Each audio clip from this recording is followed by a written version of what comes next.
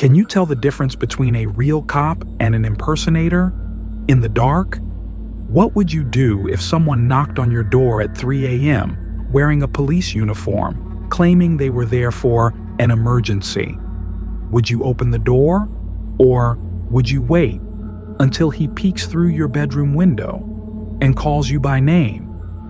In this video, you'll hear 3 true stories, chilling encounters that left the victims never able to trust a knock at the door again. A couple on a weekend getaway, deep in the woods, pursued by a man who had no police car, but spoke like a seasoned officer, a night driver, forced to pull over by fake flashing lights. And one wrong move could have erased him from the map.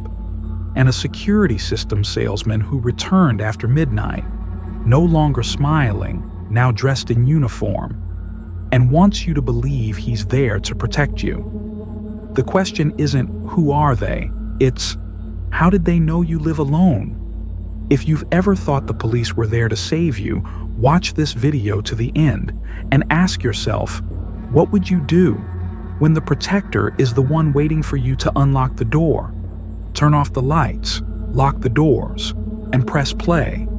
Because real fear wears a uniform.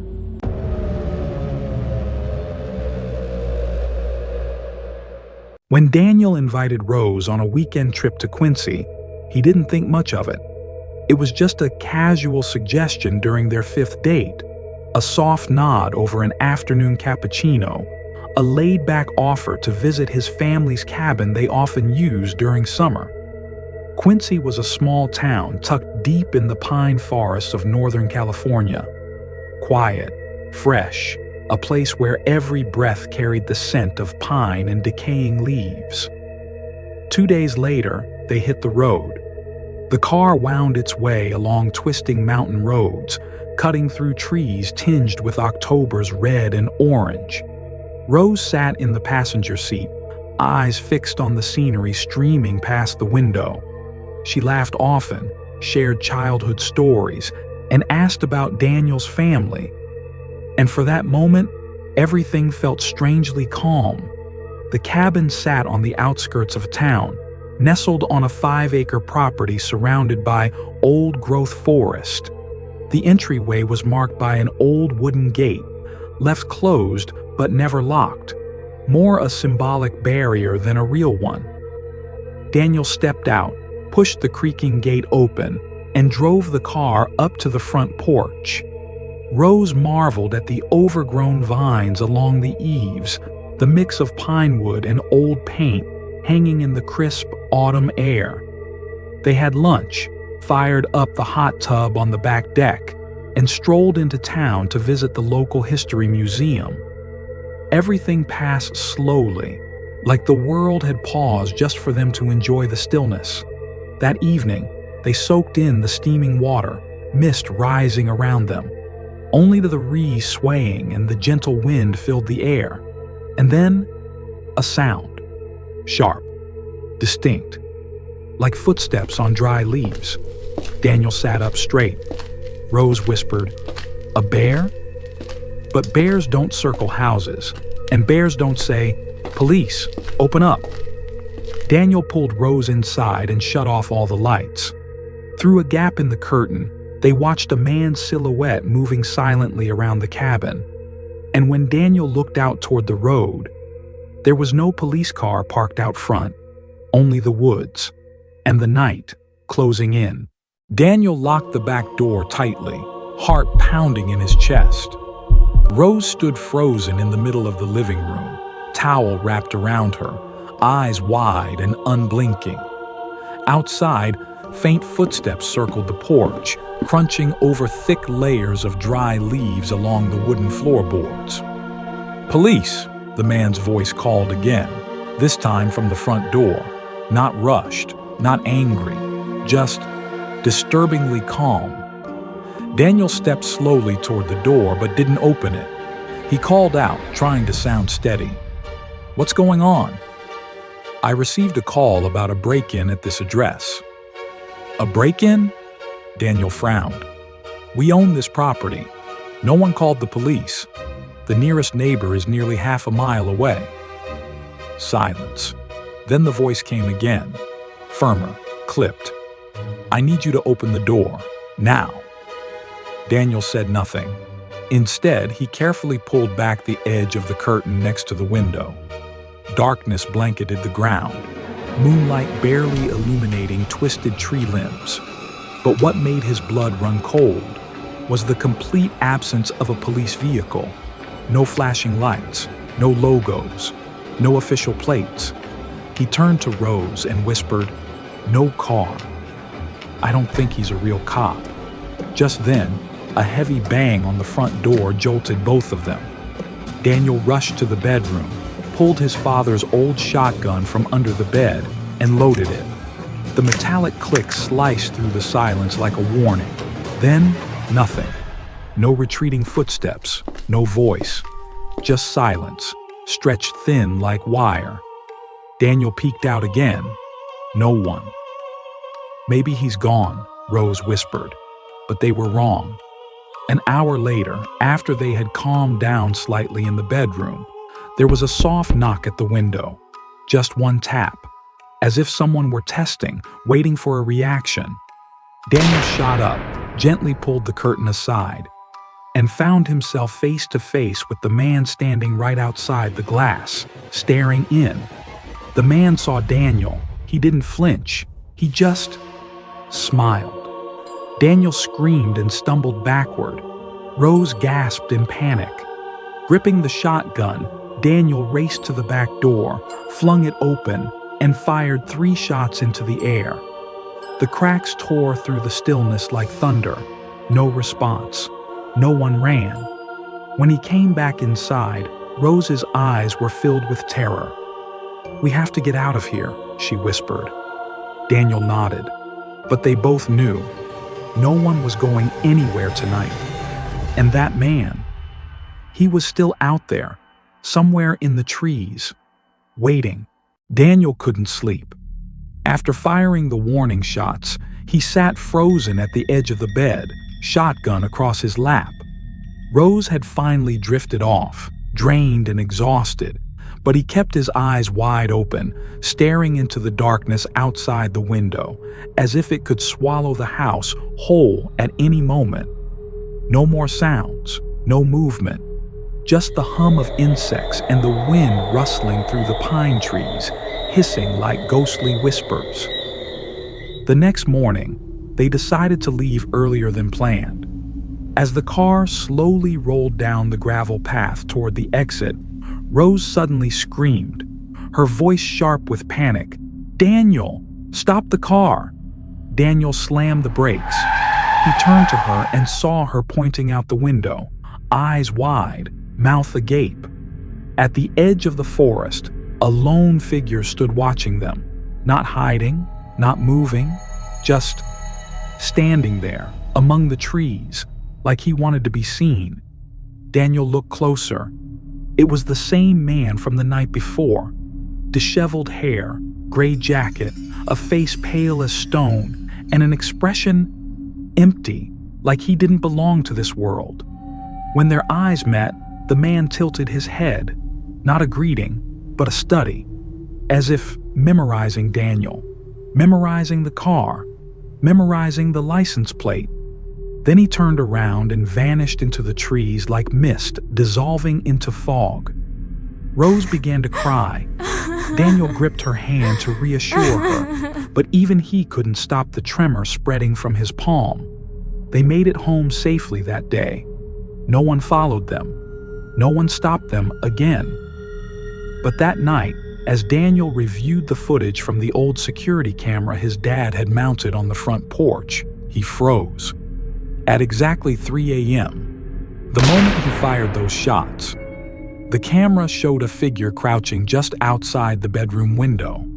The man didn't try to break in, didn't move. He just stood there, watching. And minutes later, when Daniel turned on the lights inside, the man slowly backed away, vanishing into the dark like someone who'd done it before. No one knew who he was.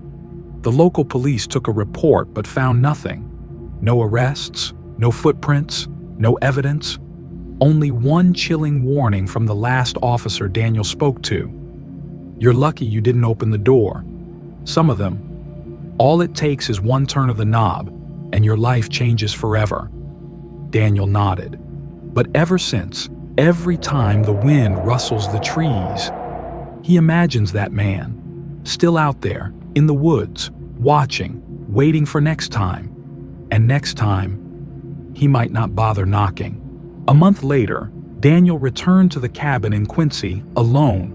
Rose had left him, not because of the man in the woods, but because Daniel was no longer the same. He flinched at every knock, triple-checked every lock at night, and always looked over his shoulder, even at the grocery store. Quincy had become something he couldn't forget, even if he desperately wanted to. His car stopped at the old wooden gate. The wind whispered through the pines, hissing softly through the window seams, carrying the familiar scent of damp soil and rotting moss. Daniel didn't go inside right away. He stood there, listening. No sounds. No one is waiting. He thought about selling the place, but didn't. Something had drawn him back, not for answers. He knew there would be none. But to face it, to face the fear within himself. He stayed one night, locked every door, turned off every light, sat in the dark, daring himself to endure it.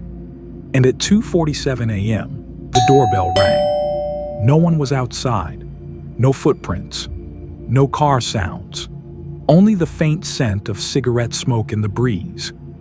A smell he couldn't mistake, because Daniel remembered that man had once stood very close.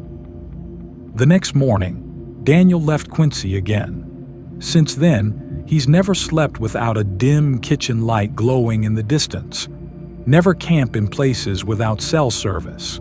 And sometimes, on nights that are too quiet, he dreams of standing among tall pine trees, the wind howling around him, and a voice whispering in his ear, "Police, open up." He always wakes up at that exact moment. But the feeling of being watched, that never leaves.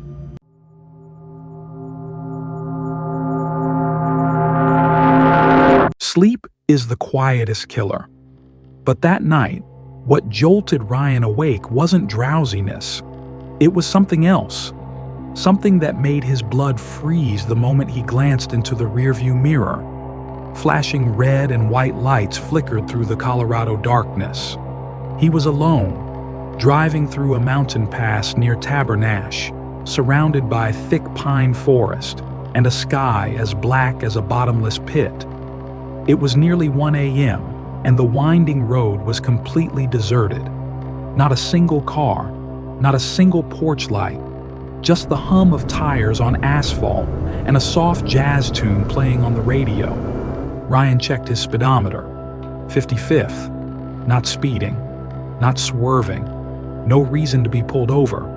But the car behind stayed close, its flashing lights slicing through the mirror like the gaze of some hellish overseer. He pulled over. His heartbeat started to quicken, not from fear of a ticket, but from a deep, gnawing instinct that whispered, "This isn't a cop." The man approached his window. No police logo, no name tag, just a black uniform, a vest cluttered with pockets, and an unfamiliar badge, Criminal Task Force. Ryan rolled the window down. "License and registration," the man said, voice flat, like reciting a script. Ryan hesitated. "What's the violation?" "We'll discuss it later. Hand over your papers." The man didn't make eye contact, didn't explain. And when Ryan asked for his badge number, he just smirked. "I don't need to show you anything." That answer made Ryan's skin crawl. No green lights on the car, no insignia, nothing but the nauseating feeling that someone had just run a fingernail down the back of his neck. When the man told him to step out of the car, Ryan knew, if he did, he might never get back in. So he did the only thing left to do. He locked the doors and drove, not from a cop, but from someone pretending to be one, in the kind of darkness where no one would see him vanish. Tires screeched as Ryan slammed the gas pedal, his mind blank, nothing left but raw survival instinct. The car shot forward into the night, leaving the man standing in the road for only a moment before he jumped into his vehicle, flipped on the lights, and gave chase. No sirens, no call out. Just two beams of red and white light blazing across the asphalt, clinging to Ryan's rear bumper like death itself. His heart pounded. His hands were slick with sweat. He wasn't being chased by the law, but by something wearing its skin. The man wasn't giving up. The SUV behind him clung to every turn, every twist in the road, like it knew the terrain by heart.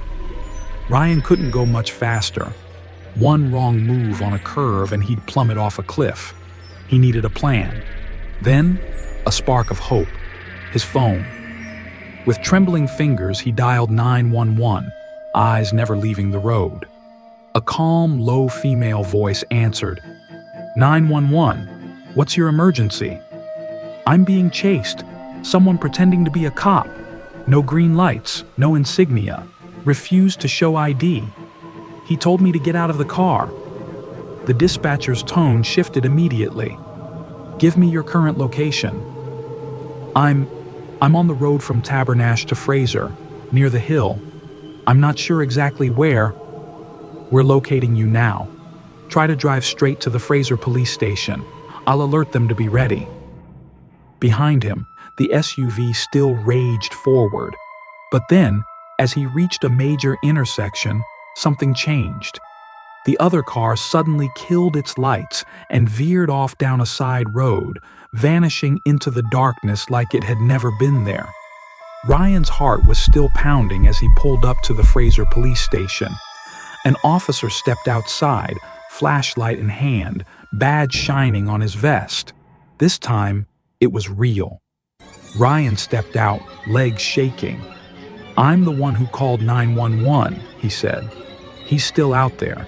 He knew I was coming here. The officer nodded grimly. You're not the first. Ryan froze. There have been several reports of a fake officer in this area. He always picks quiet roads, lone male drivers. But not everyone has the guts to drive off like you did.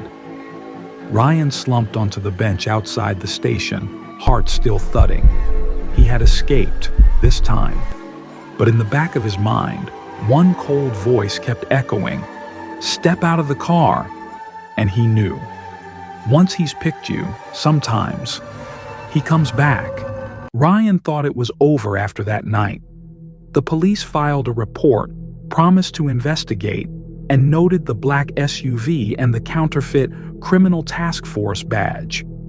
But like most bizarre incidents on remote mountain roads, it quickly got buried under newer emergency calls and more tangible crimes. He returned to daily life, but didn't really live. Every time he drove at night, he checked the rearview mirror obsessively. He avoided deserted roads, never stopped at rest areas after dark.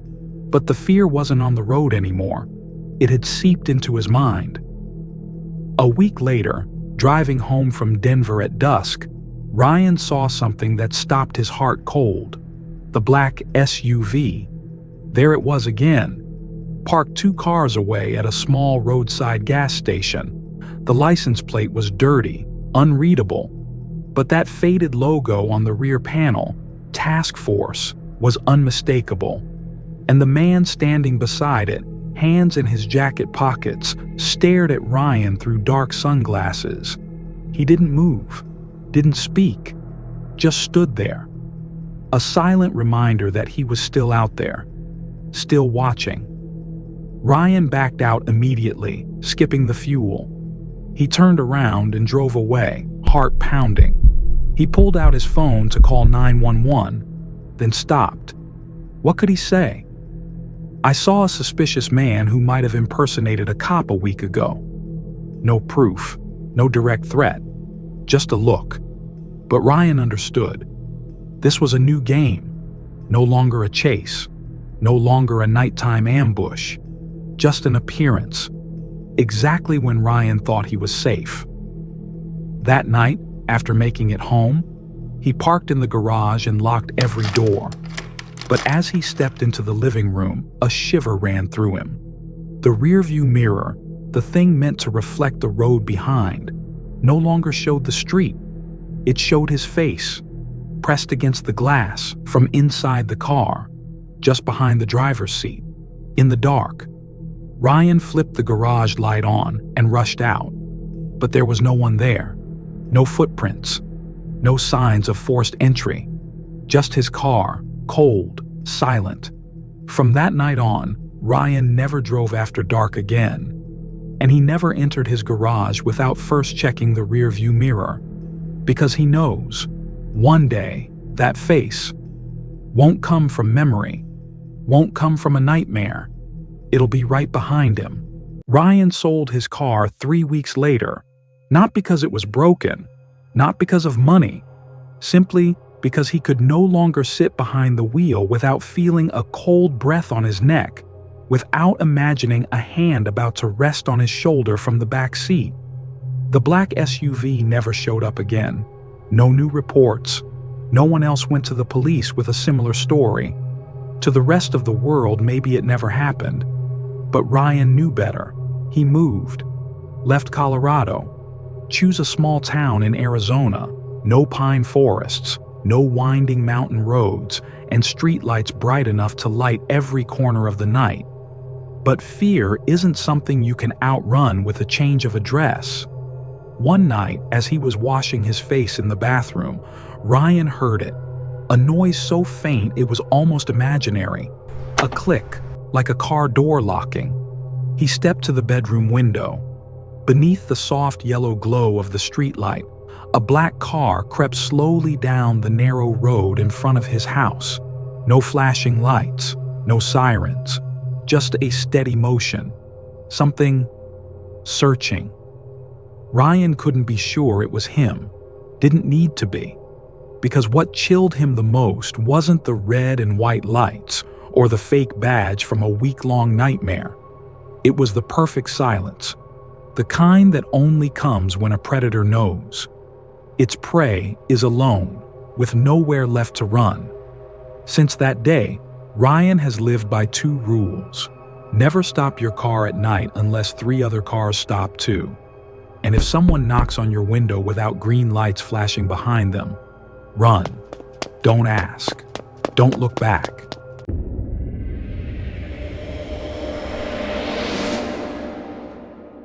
George lived alone in an old wooden cabin on the outskirts of Millbury, Michigan, a town with a population under 1,500, where strangers were often stared at like they had wandered into the wrong world. At 29, he worked remotely as an electrical engineer, choosing to leave the city behind, tired of car horns, deadlines, and people. In Millbury, the nights were filled only with the sounds of insects, the wind rustling through the windows, and the moonlight reflecting off the lake behind his house. Everything was fine, until that Friday afternoon.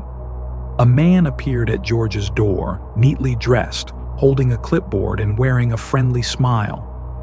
"We're surveying the area's security systems," he said. "Are you satisfied with your home's protection?" George shook his head, half smiling. "I don't use any system, but out here, who needs one, right?" The man didn't smile back. He tilted his head as if analyzing. "Do you live alone?"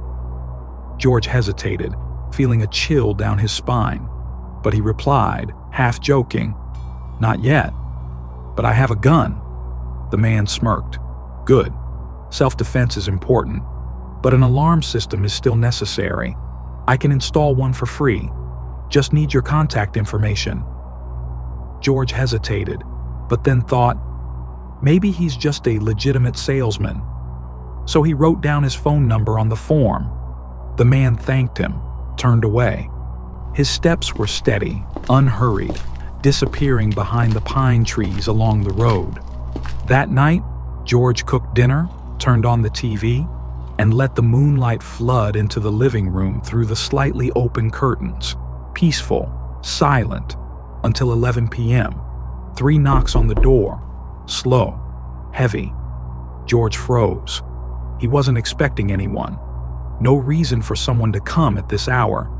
He didn't open the door, but the knocking continued steadily, as if someone was waiting, not hurried, not impatient, just waiting for the exact moment he let his guard down.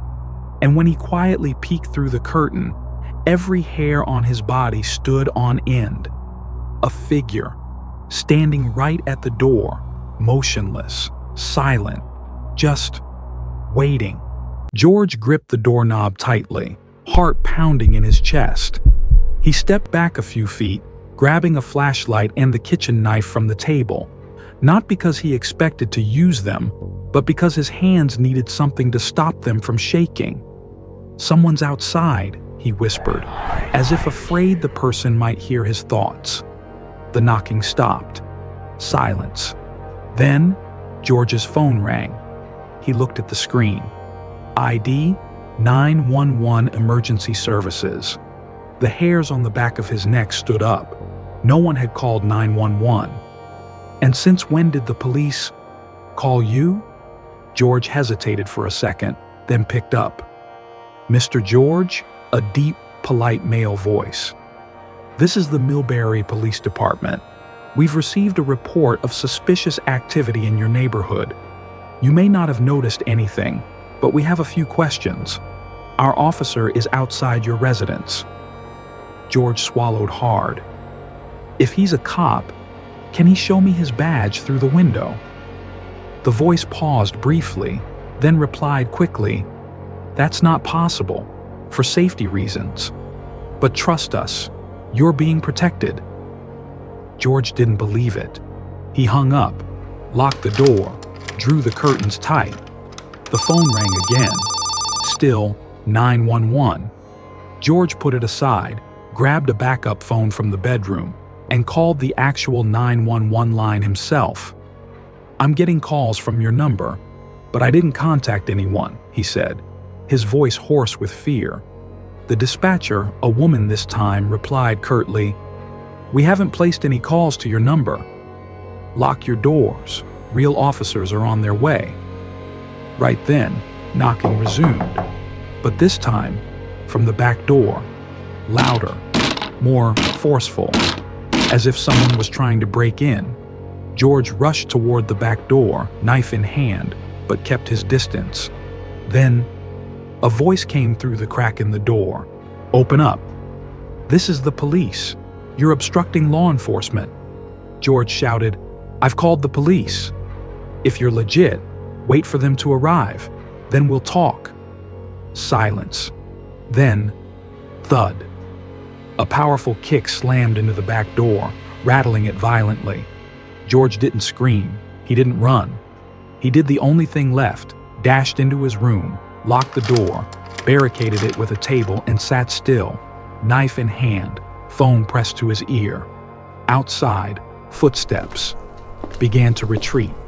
Not running, not panicked, just walking, slowly, as if they knew tonight was a failure. But next time, they might not need to pretend to be the police.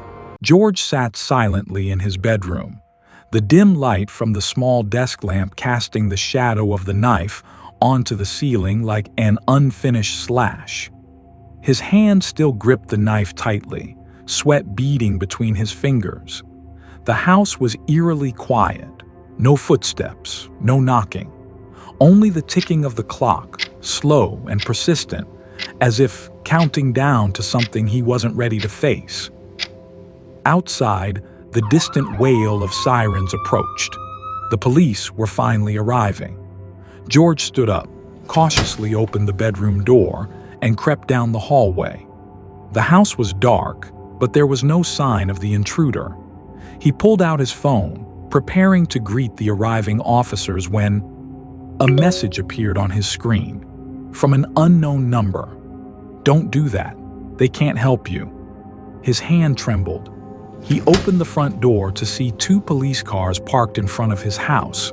their red and blue lights flashing through the night. An officer stepped out, flashlight in hand, speaking in a deep voice. "Mr. George, we received a call from dispatch.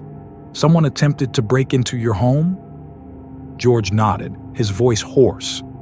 "Two individuals, faces covered, pretending to be police. They tried to break in through the back door." The officer glanced toward the backyard, signaling his partner to check it out. George continued. "They impersonated the 911 dispatcher. Called me. Said they were outside. Demanded I open the door. I think it was the guy from this afternoon, the one selling the security system." The officer looked at him, expressionless. "Could be. There have been several cases like this recently. Some groups specialize in testing homes. If they find an easy target, they return after midnight." George stepped back, his eyes widening. "You mean they've been watching me?" The officer nodded. "Do you have a camera system around your house?" George swallowed hard. "Haven't installed it yet." "You should have let them install it," the officer said, his voice low. George frowned. A split second later, he realized that exact phrase was what the man from the afternoon had said. He looked directly at the man standing before him and recognized. It was the same voice, the same gaze, the same slight tilt of the head. George's hand tightened around the knife hidden in his pocket. The real police might still be on their way, but standing before him was someone who had returned, this time in uniform, with a more perfect script. George never found the name of that man in any police database. The real police, the ones who arrived about 20 minutes later, confirmed that no one from their department had visited his house before them. No one matched the badge George described. No one had made a call ahead, and no one had been assigned to check on his home that night. And of course, no one in the department had a voice identical to the man in uniform who had shown up at his door. When George showed them the anonymous message, it had vanished. No trace, no sender number, not even in his call log, as if it had never existed. The following week, George moved away. He didn't notify the neighbors, didn't list the house for sale. He just drove off in the middle of the night with a few bags, heading south, as far from Millbury as possible. The cabin he once called a sanctuary was now just a shadow in his memory. But the story didn't truly end. One night, while stopping at a rest area along the highway, George went into the bathroom to wash his face. When he looked up into the mirror, behind him was a door, slightly ajar, and written in red marker on the mirror was a single line. "Next time, don't lock the door." No one else was in the room, no footsteps, just his reflection, and the chilling certainty, as vivid as the midnight knocking, that someone was watching. George left the rest stop immediately, didn't look back. Since then, no matter where he goes, he always carries three things: a phone with no GPS, a pocket knife, and a small mirror. Not to check his face, but to check behind him, just in case he's returned. Because George knows, the man doesn't need to break in anymore. He only needs to stand there, silent, and wait for the next moment of weakness.